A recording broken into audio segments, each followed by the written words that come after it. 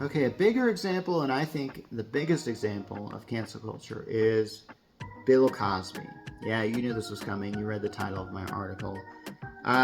He, I think, is one example of cancel culture that I can't help but support, knowing what he's done. I mean, this is the man who essentially was the 80s, honestly. With the Cosby Show, he was seen as America's dad. I mean, and the show was about a black mother and father who were rich, but they weren't the 1% that had the mansions and servants, but they were affluent enough to afford a townhouse in New York City. Here's the thing, even if Cosby hadn't done the Cosby Show, he was already an American icon by that time. He was one of the first men of color to have a leading role on television. Some of his early works really promoted some good values, like when he was on The Electric Company or his own show, Fat Albert and the Cosby Kids. Personally, I think it's really kind of cool that Bill Cosby really created this show about black children in a poor neighborhood, given the spotlight in an animated form. And for me, Fat Albert was one of the first shows I remember watching. And I don't remember turning it off because it featured children who were a different skin tone than I am. If anything, it kind of drew me in. And I found this world a lot engaging, and I found the values it taught were really great. Not that I really remember the values that it taught. It actually took me I think I remember seeing it in the afternoon, when I was a teenager, and thinking wow, this animated show really tried to tackle some issues that were very relevant at the time and still relevant today. So yeah, Cosby kind of had this Simon Pure kind of thing to him. I'm not sure if that's the proper term, but maybe. Yeah, back in the 80s, Cosby was this just absolute sign of sainthood back then. He could do no wrong and seemed to be a very good moral character. However, even back then, and as I said before, there's always signs. If you listen to Cosby's comedy works, which is kind of how he broke into Hollywood, he would discuss topics that were pretty racy. At least back then, they were very racy. There was one bit where he did on Bill Cosby himself, where he talked about young ladies are just waiting for their breasts to come out. And he and his wife invented the concept of the breast fairy, who has a bicycle pump. And you know what? I feel terrible just even mentioning this. And I don't even want to get flagged, but so far, I haven't sworn or anything like that, but yeah, I can't believe it. And there's another bit on this same thing where he talks about how he gives his son a condom, and before his son goes on a date, he checks to see whether he has it on. The punchline is, and he had it on. Ugh. Okay, there's also this one bit called Spanish Fly.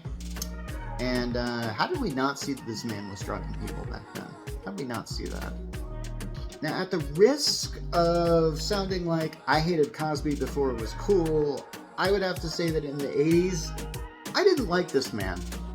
And it really had nothing to do with the suspicions of him being a closet rapist, which I actually believe were showing up here and then, but most people just kind of dismissed them because Cosby was Cosby.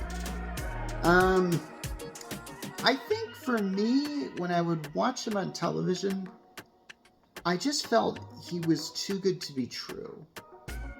I think just part of it was just seeing the Cosby Show being praised as being the model of the American family.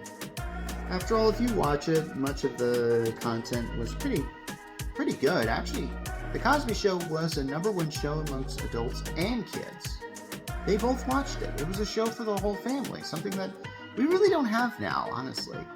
Much of the interactions were showing Cliff Huxtable, Bill Cosby's character, as a lovable man who always had his kids' respect, even though he was somewhat flawed himself. You get, he's kind of the lovable goof. You get the feeling like this is what a husband should be to his family. That seemed to be the moral message that was just kind of oozing out of the schmaltzy kind of Cosby Show vibe that was happening there. But I think the thing that I didn't really like about The Cosby Show is that a lot of the material got kind of one note. A lot of the jokes were based on children are childish. I mean, oftentimes Rudy, the youngest, would do something that would get into trouble, and then there'd be a lesson, there'd be a big "aww" from the audience. And there were other two teenagers, Vanessa and Theo, who were also in kind of teenage trouble, which is a huge staple of 80s comedy. I think the worst person that got this was Denise, played by Lisa Bonet. And she often did just some really stupid things. I mean, and here's the thing. I understand it's not the actress's fault, but it really felt like the writers just made her just so stupid.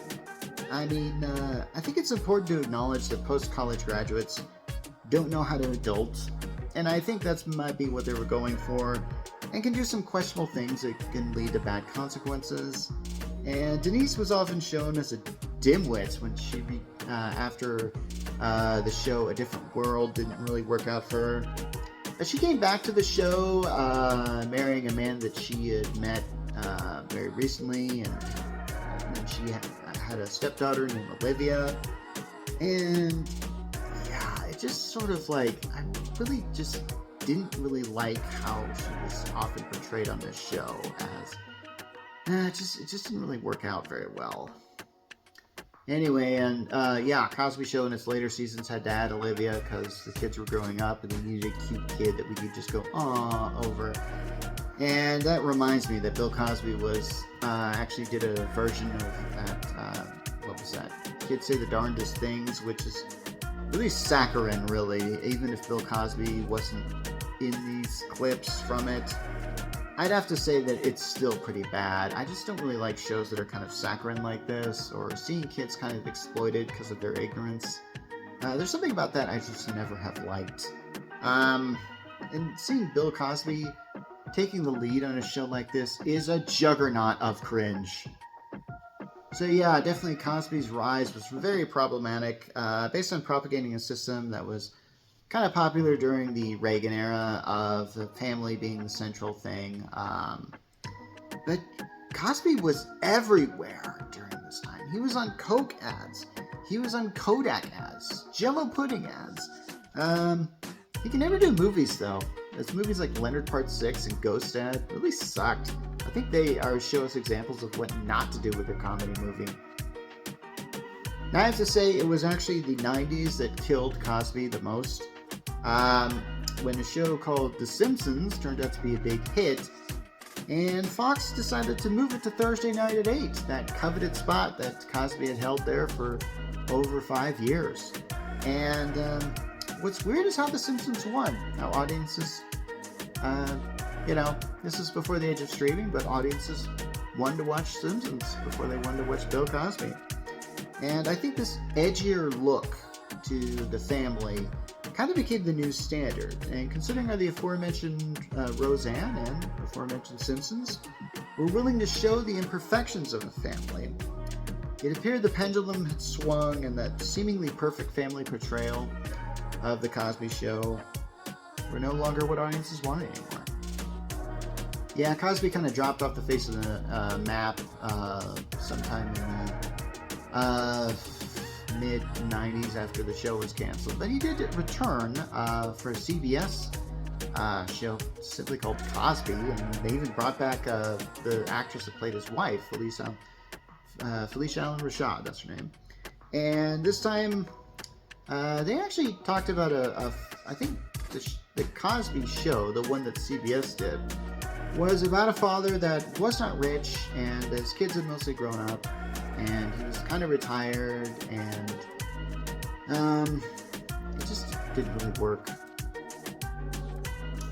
Basically, Cosby had a 5-year contract with that show, so even if it was absolute crap, they probably would have kept it on the air, and they kept it on the air for about 4 years. And I believe one of the cast members, Madeline Kahn, passed away, and I think they just kind of saw the signs and they realized, they just kind of, just kind of let it go. And also, I think during this time that we just started just not liking Cosby's type of comedy. It was a bit that we had seen before. Yeah, because let's face it, every act will get old. But at the time, we never really saw anything wrong with Cosby himself. It seemed like he was in a very committed relationship with his wife, and we never suspected that he was drugging ladies and taking advantage of them. And yeah. And of course, I always think it's weird that it's not that these people do these bad things, or they do it once, but they keep doing it over and over again. Everybody seems to know about it, and no one seems to step in. Most people attribute the spotlight that was put on Cosby with his behavior with the bit by comedian Hannibal Burgess as something that just kind of shined a spotlight on the comic's behavior. Or there's something in the bit where Hannibal Burgess is talking about how Cosby was saying, like, commenting on Burgess's comedy, how he didn't really like it, and then Burgess basically just responds, "Oh yeah, well you're a rapist," and for some reason, there's two things that are really weird. Actually, there's several things that are really weird about this bit. Number one, I've told that Bill Cosby would often call a lot of African American comics and tell them, "Hey, I don't really like your act." Eddie Murphy has done an entire bit on this. Eddie Murphy even did a bit where he called Richard Pryor, and Richard Pryor said, "Well, you can tell Bill to shut up."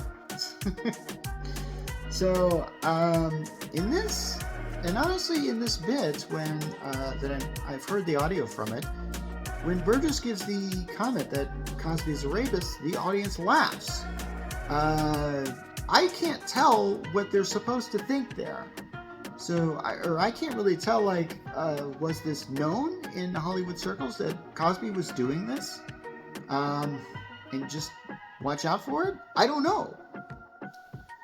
Yeah, that's just the strangest thing. I mean, it's not that they do something bad, but they just continue to do it. Nobody does anything about it.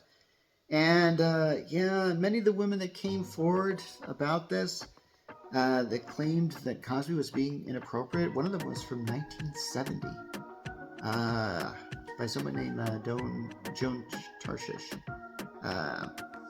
One came forward was Barbara Bowman, who was a guest star on The Cosby Show, and it took 30 years for people to believe her. And I gotta admit, during the 80s, if you were to call up the cops and say, like, "Bill Cosby raped me," you better believe they would probably laugh at you, knowing who Cosby was back then. Yeah, I should probably do another video about how bad people can continue to do bad things, and oftentimes they don't get canceled, or they don't get the consequences that are coming to them.